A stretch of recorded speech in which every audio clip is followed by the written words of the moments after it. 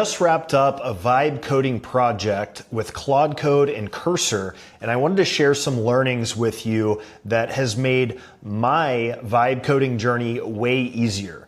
The first thing that I did that really changed the game for me was installed Claude Code in the terminal within Cursor. Now, what I notice, as I've said over the last couple days, is that Claude Code takes a very logical approach and it's very streamlined. It buckets out different tasks that you're trying to accomplish into a step-by-step plan and systematically attacks those. I also notice that Claude Code seems to have a deeper and better contextual understanding of the code base of what I'm trying to achieve, and this results in far fewer bugs and errors, vibe debugging, going back and forth, and wasting tokens. I've even noticed this transformation from when I was using Claude for Opus within Cursor agent itself. So Claude Code is a game changer. So let me tell you about my experiment here.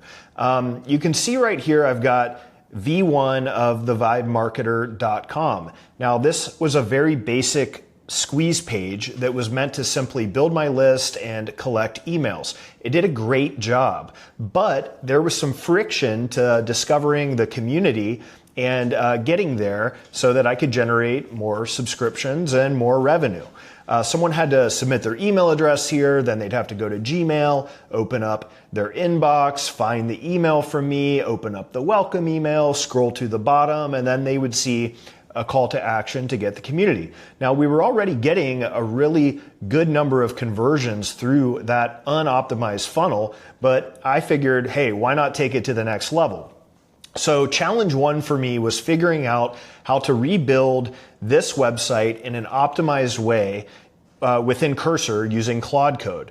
The thing that I've always struggled with vibe coding is generating great looking designs. So I can develop a website or whatever, but actually figuring out how to make it look good and be on brand has always been my struggle. So I did a bunch of research. Now, if you're experienced in this, I'm sure that this is nothing new to you, but for me, it really was. So there's a plugin for Figma called Anima, and Anima allows you to click on elements within dev mode in Figma and generate code that you can go and put into Cursor to understand the styling and the colors and the design aspects of what you have in Figma. So that was step one. Basically what I did was I went through each individual layer on this design file, and I grabbed the Tailwind code and I threw it into Claude Code.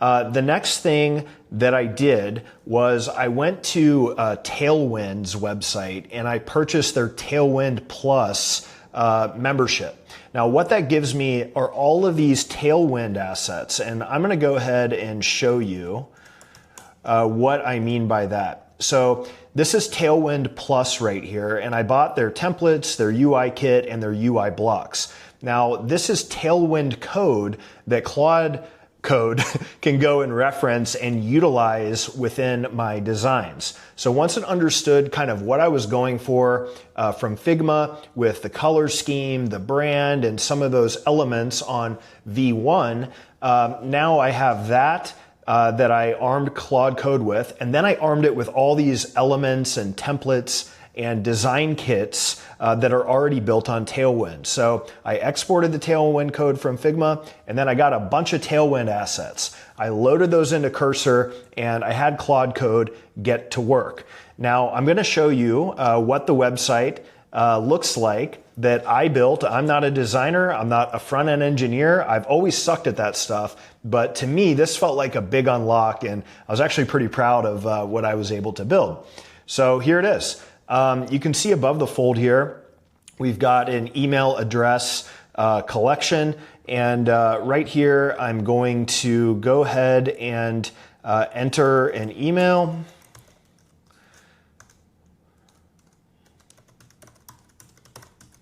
And once I click enter, I'm not going to another page or anything like that. What you're going to see is this modal pop up on the screen. So it says, welcome to the Vibe, keep an eye on your inbox, ready to 10x your results with our community. So I have a CTA right here front and center that if someone clicks it, it opens up the school community in a new tab. Now, they may want some more information, and if that's the case, what's going to happen is that they go back to the page and it'll drop them off right here.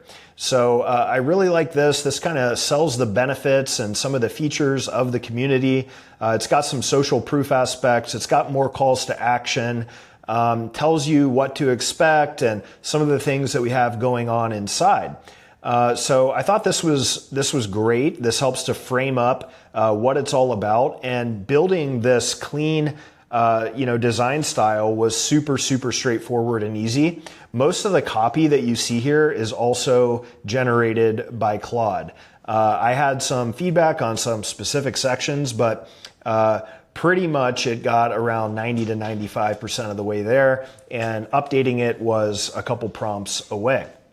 So if you keep going down past this section, I've got an area that I'm going to integrate some testimonials from the community. I think social proof is a really key aspect of conversion, and we've got all kinds of cool stories from inside that I can highlight here. Next, I've got an FAQ section. I've got a risk reversal for like a money back guarantee if you're not satisfied. And I've got another final call to action that opens up the school community. If you're not a member, it lands you on the About page where I have my pricing information and things like that. I also rebuilt the Get Featured page. So here is where we collect requests. If someone has a cool workflow, a cool tool, something like that, they submit it here and we feature it in our weekly newsletters. So that's what I did. A lot of learnings with Claude Code, with Tailwind, with Figma and Anima. And I also had to, my other part of my stack is GitHub. I had to set that up so that I have version control and I can submit my builds and all that. And then automatically that goes into my production or my deployment environment, which is all on Vercel. So every update that I make in Claude Code, I hit enter and it automatically creates, the updates within GitHub, and then it pushes my website onto Vercel.